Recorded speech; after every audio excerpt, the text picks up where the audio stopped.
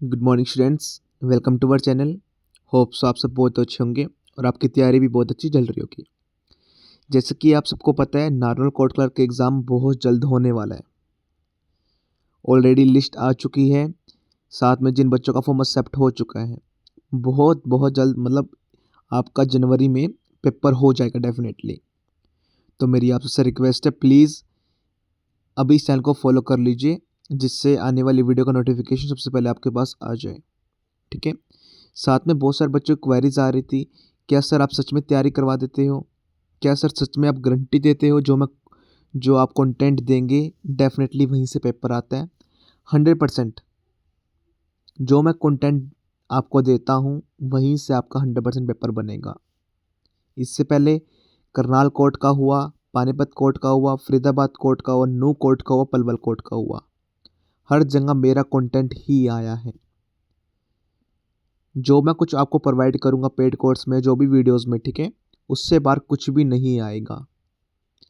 अगर आप 4 से 5 साल से मेहनत कर रहे हैं, पेपर कोई भी नहीं निकल रहा आपका, एसएससी, बैंकिंग, रेलवे, कोई भी XYZ, तो आप इस पेपर की तैयारी कीजिए।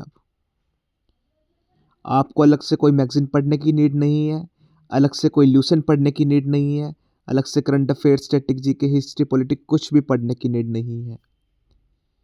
जो मैं कंटेंट आपको डिलीवर करूँगा 100% वहीं से आएगा। 2025 में देखिए 12 से 15 कोर्ट का एग्ज़ाम हुआ है, हरियाणा में भी, पंजाब में भी। हर जगह मेरा सिलेक्टेड बच्चा बैठा है, ऐसा कोई भी कोर्ट नहीं है अगर कोई बच्चा सिलेक्ट हुआ वो मेरे से पढ़ा ना हो। ठीक है। साथ में देखिए, सबसे ज़्यादा हरियाणा में सिलेक्शन रेट मेरा है कोर्ट के अंदर। मैं खुद 2 बार सिलेक्टेड हूँ, हज़ारों बच्चों को सिलेक्शन दिला चुका हूँ। वेल एक्सपीरियंस होने के नाते मेरा ऐसे नेचर नहीं कि 3 घंटे क्लास ले रहा हूँ, 50 क्वेश्चन करवा रहा हूँ, बीच में चुटकुले सुना रहा हूँ, नहीं। टू द पॉइंट जो एग्ज़ाम में आएगा बिल्कुल वही करवाता हूँ। राइट। साथ में ये भी है, देखिए, कि मैं लंबी लंबी थ्योरी करवा रहा हूँ, ऐसा भी कुछ भी नहीं है। ठीक है। सपोज की ज्योग्राफी या हिस्ट्री या पॉलिटी कोई टॉपिक है, पॉलिटी में आर्टिकल्स हैं, कितने आर्टिकल्स आप याद करोगे? हिस्ट्री में कितनी मूवमेंट्स हुई, कितनी लड़ाई हुई, कितनी बैटल्स हुई, नॉन कॉर्पोरेशन मूवमेंट है, सपोज कुछ भी XYZ। मेरा ऐसा नेचर कि मैं थ्योरी लंबी लंबी पढ़ाऊँ। पहले मैं ऑफलाइन पढ़ाता था।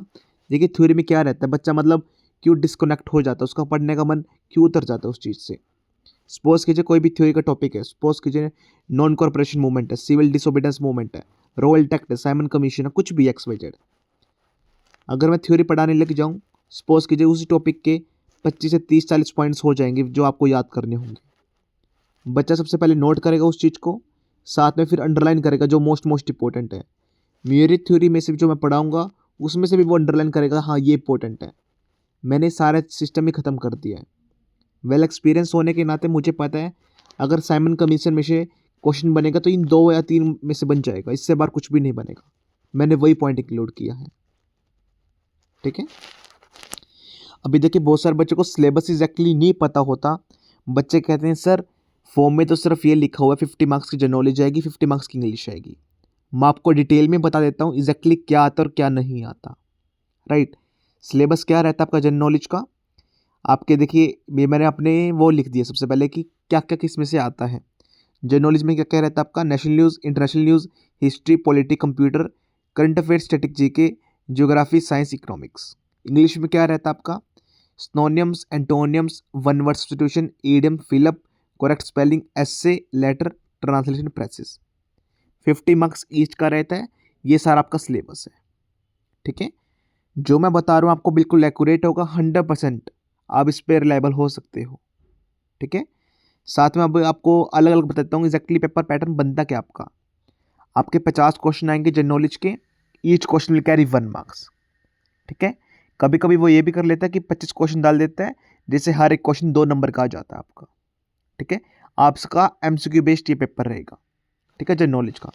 उसके बाद इंग्लिश के 20 क्वेश्चन आते हैं, वो भी आपके MCQ बेस्ड रहेंगे, जिसके अंदर synonyms, antonyms, one word substitution, fill up, correct spelling रहता है। ठीक है। वो भी MCQ बेस्ड रहेगा। 30 मार्क्स इसमें डिस्क्रिप्टिव आती है। डिस्क्रिप्टिव के अंदर एसे, लेटर, ट्रांसलेशन, प्रेसिस। ये कोर्ट के ऊपर डिपेंड करता है, वो चारों चीज़ डाले, 2 चीज़ डाले, 1 चीज़ डाले। राइट। कभी कभी एक्सपेक्टेड ये भी रहता है कि आपको मैच द फॉलोइंग पूछ लेता है, रीजनिंग पे कुछ क्वेश्चन पूछ लेता है, पूरे के पूरे 26 चैप्टर नहीं, कुछ टॉपिक, वर्ड एनालॉजी से रिलेटेड कुछ भी, या मिसिंग नंबर से रिलेटेड कुछ भी, ठीक है, या फिर ब्लड रिलेशन से रिलेटेड कुछ भी। मैथमेटिक्स के सिंपल सिंप्लीफिकेशन के क्वेश्चन, ट्रू फॉल्स पूछ लेता है, या फिर वन वर्ड के फॉर्म में आंसर भी पूछ लेता है। कभी कभी वो क्या करता है, एमसीक्यू फॉर्मेट ना करके तो वन वर्ड के फॉर्म में क्वेश्चन पूछ लेता है, ठीक है। देखिए बहुत सारे बच्चों को भी बिलीव नहीं हो रहा, अभी करनाल कोर्ट में पेपर हुआ, 50 क्वेश्चन जनरल नॉलेज के आए, उसमें से 45 to 48 क्वेश्चन मेरे कंटेंट में से थे। अमृतसर कोर्ट में भी रिसेंटली पेपर हुआ, वहाँ पर 25 क्वेश्चन आए जनरल नॉलेज के, हर एक क्वेश्चन 2 नंबर का रहा, उसमें 23 क्वेश्चन मेरे कंटेंट में से थे। पानीपत कोर्ट का पहले हुआ, पानीपत कोर्ट में भी आउट ऑफ 50 48 क्वेश्चन मेरे कंटेंट से थे। नू कोर्ट में हुआ, पलवल कोर्ट में हुआ, बरनाला कोर्ट में, जलंधर कोर्ट में हुआ, इससे पहले जहाँ जिस कोर्ट में हुआ, देखिए 2 क्वेश्चन की मैं गारंटी नहीं ले रहा, आउट ऑफ 50 45 to 48 क्वेश्चन मेरे कंटेंट से ही आ रहे हैं। इंग्लिश में जो मैं ऐसे लेटर करवाऊंगा एग्जैक्टली कॉपी पेस्ट होके वहीं से आएगा, ठीक है। होप सो आपको सब कुछ समझ में आ होगा, इसका exam pattern each and everything, right. अब मैं आपको प्रीवियस ईयर पेपर करवा रहा हूँ जो क्वेश्चंस आए हैं पहले जनरल नॉलेज के, ठीक है। चलिए स्टार्ट करते हैं। First question, which article of the Indian constitution deal with right to equality? कौन सा आर्टिकल हमारे संविधान के अंदर डील करता है राइट टू इक्वालिटी के साथ? That is article number 14। Next, who was the first Indian to win individual Olympic gold medal? ऐसा कौन सा पहला भारतीय जिसने जीता था ओलंपिक गोल्ड मेडल इंडिविजुअल में, ठीक है। आपको इसका आंसर कमेंट सेक्शन में बताना है, ठीक है। Third question, which gas is mainly responsible for global warming? That is CO2, ठीक है। आपको ये बताना है CO2 की जो परसेंटेज है, मैंने बहुत बार कॉमन क्वेश्चन है ये पूछ चुका हूँ, लेकिन बहुत सारे बच्चे नए भी हैं, बच्चों को पता नहीं है कि हमारे एटमॉस्फेयर में CO2 की कितनी परसेंटेज, आपको ये भी बताना है। Next question, the headquarter of UNESCO is located in which city? That is Paris. Question number 5, who is known as father of Indian green revolution? That is MS Swaminathan. Question number 6, which constitutional amendment introduce panchayati raj? कौन से constitutional amendment में introduce किया था पंचायती राज को? That is 73rd amendment 1976 होएगा। Currency of Japan आपको बताना है ये। Question number 8, which river is known as sorrow of Bihar? कौन सी रिवर को हम सोर ऑफ बिहार भी कहते हैं? That's called Kosi. Question number 9, who wrote the book discovery of India? That is Jawaharlal Nehru. Question number 10, which country hosted the G20 summit in 2023? That is India. Question number 11th, which soil is most stable for cotton cultivation? That is black soil. Question number 12th, what is the chemical symbol of sodium? That is Na. Question number 13, wetland are protected in India under which convention? That is Ramsar convention. जो wetland है जिनको protect किया जाता है किसके तहत, कौन से कन्वेंशन के तहत? That is Ramsar convention. और हम वेटलैंड डे कब बनाते हैं आपको ये भी बताना है, ठीक है। 2 फरवरी को हम मनाते हैं, ईयर बता देना हमने कौन से ईयर में लॉन्च किया था ये। Question number 14, which is the India first Ramsar wetland site? India की पहली रामसर वेटलैंड साइट कौन सी थी? That is Chilika lake. Chilika lake कहाँ पर है आपको ये भी बताना है, कौन से स्टेट के अंदर है। Deepor Beel wetland is located in which state? That is Assam. Next question, which Haryana district has the highest literacy rate? ये पहले नार्मल कोर्ट के अंदर क्वेश्चन आया है इसलिए मैं करवा रहा हूँ। जो हरियाणा जी की है इसमें 2 से 3 क्वेश्चन ही आते हैं मैक्सिमम, ज़्यादा क्वेश्चन वो नहीं पूछता, ठीक है। कौन से हरियाणा के डिस्ट्रिक्ट में से ज़्यादा लिटरेसी रेट है आपको बताना है। Question number 17, which vitamin deficiency cause night blindness? That's called vitamin A. एक क्वेश्चन यहाँ पर नालकोट में ये भी आया था कि सिट्रिक एसिड जो होता है वो कौन से वेजिटेबल्स फ्रूट में प्रेजेंट होता है आपको ये बताना है। Citric acid, CITRI, citric acid. Question number 18, the tropic of cancer passes through how many Indian states? That is 8। The layer of the atmospheric contain ozone is stratosphere. 20 question, which place receive the highest average annual rainfall in the world? That is Meghalaya, Mizoram. अगर वो state पूछते तो मेघालय ही आएगा, बहुत बार question आया है, मेघालय वो पूछ लेते हैं। अगर वो स्पेसिफिक प्लेस पूछता है तो उसका स्पेसिफिक प्लेस का नेम बताना आपको, लेकिन बहुत बार स्टेट से उसने क्वेश्चन पूछा है। Ustad Bismillah Khan associated with which instrument, जो उस्ताद बिस्मिल्लाह खान थे वो कौन सा इंस्ट्रूमेंट बजाते थे, दैट कॉल्ड शहनाई। ठीक है, और इनको कौन कौन से अवार्ड मिले आपको ये बताना है। ठीक है, उस्ताद बिस्मिल्लाह खान को 3 अवार्ड मिले हैं, 3 अवार्ड के मुझे नाम बताने हैं, कौन से ईयर में मिले और 3 अवार्ड के नेम क्या है। बहुत बार पूछ लेता है, मोस्ट रिपीटेड क्वेश्चन है हरियाणा के अंदर ये। ठीक है, 22 question, which Indian musician won 2 Oscar for the film Slumdog Millionaire, that is AR Rahman.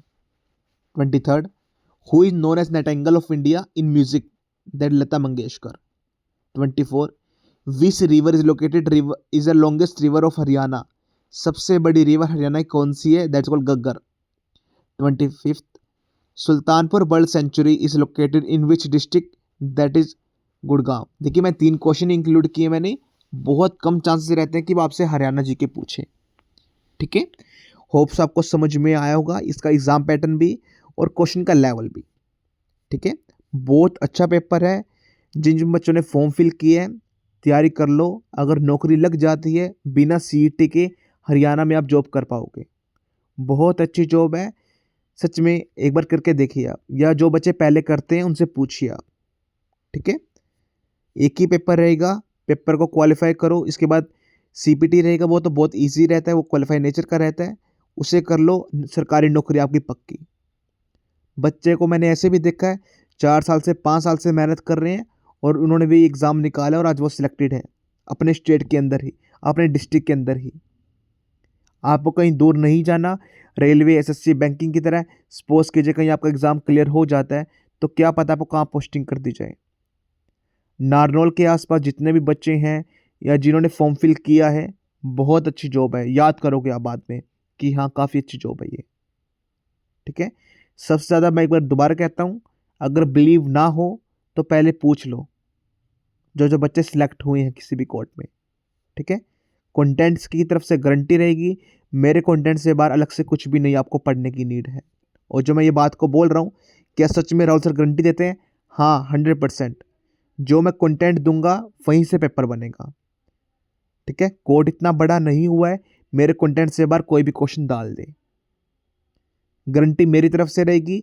देखिए अगर आप कोई लूसेंट पढ़ रहे हैं या कोई GS पढ़ रहे हैं, अलग से कुछ भी, कोई बुक वगैरह पढ़ रहे हैं, कोई मैगजीन पढ़ रहे हैं, कुछ भी, फिर मेरी गारंटी नहीं रहेगी। अगर आप कंटेंट पढ़ते हैं 100% पेपर यहीं से छपेगा। एग्ज़ाम के रिगार्डिंग और कोई भी क्वेरीज है, feel free to contact me, exam आपका बहुत जल्द होने वाला है। ठीक है।